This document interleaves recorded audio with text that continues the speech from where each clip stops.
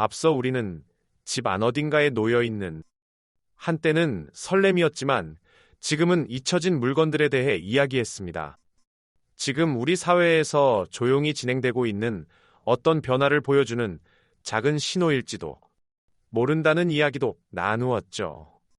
그 물건들은 단순한 취미 용품이 아니라 이제 그 이야기를 조금 더 천천히 그리고 조금 더 깊이 들여다보겠습니다. 여러분의 집 베란다나 창고 혹은 현관 한쪽 구석을 한번 떠올려 보시겠습니까? 어쩌면 그곳에는 한동안 손대지 않은 물건 하나쯤 놓여 있을지도 모릅니다. 처음 그 물건을 샀을 때의 마음을 기억하시나요? 손에 쥐었을 때 묘하게 설레고 앞으로 펼쳐질 시간을 상상하며 가슴이 조금 두근거렸을지도 모릅니다. 이걸로 주말이 더 즐거워지겠지. 이제 나도 새로운 취미를 시작하는 거야. 그런 생각을 하며 미소를 지었을지도 모릅니다. 하지만 시간이 흐르면 풍경이 조금 달라집니다. 어느 순간부터 그 물건은 손에 잡히지 않습니다. 바쁜 일상 속에서 두 번 미루다 보면 어느새 몇 달이 지나고 심지어 몇 년이 흐르기도 합니다.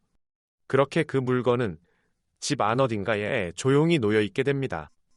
먼지가 조금씩 쌓이고 존재조차 잊혀진 채 말이죠. 그 물건은 골프채일 수도 있습니다. 캠핑을 꿈꾸며 샀던 텐트일 수도 있습니다. 혹은 조용한 강가의 새벽을 떠올리며 구입했던 낚싯대일 수도 있습니다.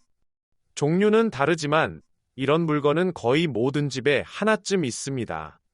그리고 그 물건을 바라보면 문득 이런 생각이 들기도 합니다. 나는 이걸 왜 샀을까? 조금 더 정확히 말하면 이런 질문일지도 모릅니다. 그 물건을 사던 날, 나는 어떤 삶을 꿈꾸고 있었을까? 이 영상을 끝까지 보신다면 아마 그 물건을 바라보는 시선이 조금 달라질지도 모릅니다. 그저 안 쓰는 물건이 아니라는 사실을 깨닫게 되기 때문입니다. 어쩌면 그것은 지금 대한민국 중산층에게 무슨 일이 일어나고 있는지를 보여주는 가장 솔직한 신호일지도 모릅니다. 요즘 중고 거래 앱을 보면 이상한 장면이 하나 보입니다. 골프채가 계속 올라옵니다. 그것도 꽤 괜찮은 장비들입니다. 원래는 200만 원이 넘던 장비가 15만 원, 20만 원에 올라오기도 합니다. 게다가 글 제목에는 이런 문구가 붙어 있습니다. 금매, 텐트도 마찬가지입니다.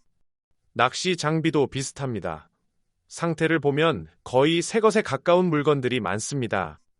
몇 번 쓰지 않았다는 설명이 붙어 있고 심지어 박스도 그대로 남아있는 경우도 있습니다. 그런데 이상하게도 이런 물건들이 쉽게 팔리지 않습니다. 가격을 내려도 연락이 오지 않는 경우가 많습니다. 여기서 자연스럽게 질문이 생깁니다. 왜 이런 일이 있는 걸까요? 왜 이것이 단순한 중고 거래가 아니라 어쩌면 조금 불편한 신호처럼 느껴지는 걸까요? 그리고 더 중요한 질문이 있습니다. 왜 이 이야기가 지금 이 영상을 보고 있는 여러분의 이야기일 수도 있을까요? 그 답을 찾기 위해 시간을 조금 거슬러 올라가 보겠습니다. 불과 몇 년 전의 이야기입니다. 경기도에 살던 한 50대 직장인을 떠올려 보겠습니다. 그는 한 회사에서 30년 넘게 일하며 부장으로 재직하고 있었습니다. 평범하지만 실한 삶이었습니다. 그리고 코로나가 한창이던 어느 날 그는 처음으로 골프를 시작했습니다. 주변 동료들도 하나둘씩 골프를 시작하던 시기였습니다. 주말에 라운딩을 나가고 회사 사람들과 이야기할 때도 자연스럽게 골프 이야기가 등장했습니다. 그는 골프 매장에 들어갔습니다. 그리고 장비를 하나씩 살펴보기 시작했습니다. 드라이버 하나에 60만 원, 아이언 세트는 90만 원이었습니다. 여기에 골프 가방과 신발까지 더하니 금액은 금세 200만 원을 훌쩍 넘었습니다. 그는 잠시 고민했을지도 모릅니다. 하지만 결국 카드로 결제했습니다. 12개월 할부였습니다. 카드 영수증을 받아들고 매장을 나오던 그 순간, 어쩌면 마음 한쪽이 조금 뿌듯했을지도 모릅니다. 이 정도는 내가 누려도 되지 않을까. 30년 넘게 일해왔으니까요. 회사 생활을 버티고 가정을 책임지고 아이들을 키워왔으니까요. 그 정도 여유는 있어도 괜찮다고 생각했을지도 모릅니다. 하지만 몇 년이 지나 상황은 조금 달라졌습니다. 2026년 어느 날, 같은 남성이 그 골프채를 중고고 거래 앱에 올렸습니다.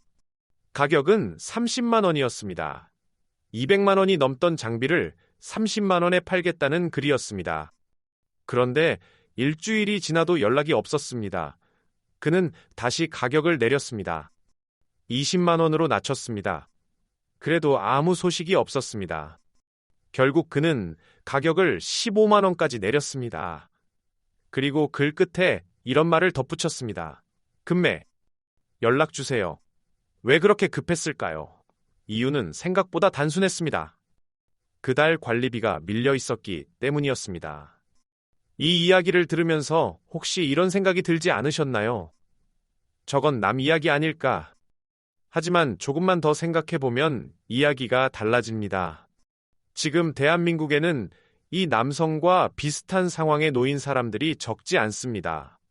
그리고 그 숫자는 지금 이 순간에도 조용히 늘어나고 있습니다. 솔직하게 말씀드리겠습니다. 이 영상을 보고 계신 분들 중에서도 언젠가 비슷한 고민을 하게 될 가능성이 있는 분들이 있을지도 모릅니다. 겁을 주려는 이야기가 아닙니다. 다만 현실을 조금 더 정확하게 바라보자는 이야기입니다. 요즘 많은 사람들이 사용하는 중고 거래 앱이 있습니다. 이웃끼리 물건을 사고 파는 서비스입니다. 이 앱이 공개한 통계를 보면 한 해 동안 중고거래로 이루어진 이웃 간 연결이 무려 1억 건을 넘었습니다. 이제 중고시장은 단순한 개인 거래가 아니라 우리 생활 경제의 중요한 한 단면이 되었습니다. 겉으로 보면 활발한 시장처럼 보입니다. 하지만 그 안을 조금 더 자세히 들여다보면 다른 이야기가 보입니다. 특히 많이 올라오는 물건들이 있습니다. 텐트, 낚시 장비, 골프 장비 같은 것들입니다. 그것도 대부분 상태가 매우 좋습니다. 몇 번 쓰지 않은 캠핑 의자, 박스도 뜯지 않은 낚시릴, 산지 몇 년 되지 않은 프리미엄 골프 드라이버. 이런 물건들이 스포츠 레저 카테고리를 가득 채우고 있습니다. 왜 이것이 의미 있는 신호일까요? 경기가 좋을 때 사람들이 중고로 파는 물건은 보통 따로 있습니다. 사이즈가 맞지 않는 옷, 새로 바꾼 스마트폰, 이사하면서 정리하는 가구 같은 것들입니다. 하지만 취미 장비가 시장에 대량으로 나오기 시작하면 이야기가 조금 달라집니다. 그건 단순한 정리가 아닐 수도 있습니다. 때로는 생존의 신호일 수도 있기 때문입니다. 사람은 좋아하는 것을 쉽게 팔지 않습니다. 정말 팔고 싶어서 파는 것이 아니라 팔 수밖에 없는 상황이 되었기 때문에 파는 경우가 더 많습니다. 이 현상을 이해하려면 시간을 조금 더 거슬러 올라가야 합니다. 약 5년 전 세계를 뒤흔든 사건이 있었습니다. 바로 코로나였습니다. 하늘길이 막히고 해외여행이 갑자기 사라졌습니다. 그 전까지 매년 일본이나 동남아로 여행을 떠나던 사람들이 갑자기 갈 곳을 잃었습니다. 그렇다면 그 여행 비용은 어디로 갔을까요? 많은 돈이 국내 레저 시장으로 흘러 들어갔습니다. 특히 세 가지 취미가 폭발적으로 성장했습니다. 골프, 캠핑, 낚시였습니다.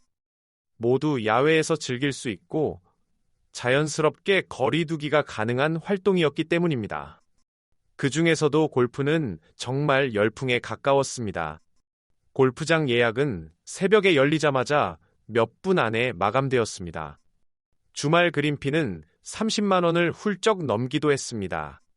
그럼에도 불구하고 골프를 배우려는 사람은 계속 늘어났습니다. 캠핑도 지었습니다. 캠핑 인구가 급격히 늘면서 장비 시장도 폭발적으로 성장했습니다. 인기 있는 텐트 브랜드는 입고되자마자 매진되었습니다. 캠핑장을 예약하려면 몇 달 전부터 준비해야 할 정도였습니다. 그 시절에는 캠핑 장비에 200만 원, 300만 원을 쓰는 것도 특별한 일이 아니었습니다. 많은 사람들이 이렇게 생각했습니다. 코로나가 끝나도 이 취미는 계속 할 거야. 그래서 좋은 장비를 샀습니다. 카드로 결제했고 할부로 나누어 냈습니다. 어차피 해외여행을 가지 않는 돈이니까 괜찮다고 생각했습니다. 하지만 조금씩 달라지기 시작했습니다. 코로나가 끝나자 사람들은 다시 해외로 나가기 시작했습니다. 동남아 골프 여행이 유행했고 일본 캠핑을 경험하는 사람들도 늘어났습니다. 국내 레저 수요는 빠르게 빠져나가기 시작했습니다. 그리고 또 하나의 변화가 겹쳤습니다. 바로 상승이었습니다. 마트에서 장을 한번 보면 예전보다 훨씬 많은 돈이 나갔습니다. 전기 요금이 올랐고 외식 올랐습니다. 거의 모든 것이 올랐지만 월급은 크게 변하지 않았습니다. 이때 사람들의 지갑에서 가장 먼저 줄어든 항목이 생겼습니다. 바로 취미 비용이었습니다. 생각해보면 당연한 일입니다. 먹고 사는데 드는 비용은 쉽게 줄일 수 없습니다. 전기를 끊을 수도 없고 밥을 굶을 수도 없기 때문입니다. 하지만 골프는 가지 않아도 됩니다. 캠핑은 취소할 수 있습니다. 낚시는 다음으로 미룰 수 있습니다. 그렇게 하나씩 취미가 생활에서 사라지기 시작했습니다. 그리고 집에 남은 장비들은 어느 순간 짐이 되기 시작했습니다. 처음에는 설렘이었던 물건이 어느 날부터는 처분해야 할 물건이 된 것입니다. 지금 중고 시장에 올라오는 수많은 레저 장비들은 바로 그 변화의 흔적일지도 모릅니다. 그리고 하나하나는 어쩌면 우리 사회가 지나가고 있는 어떤 조용한 변화를 말해주고 있는지도 모릅니다.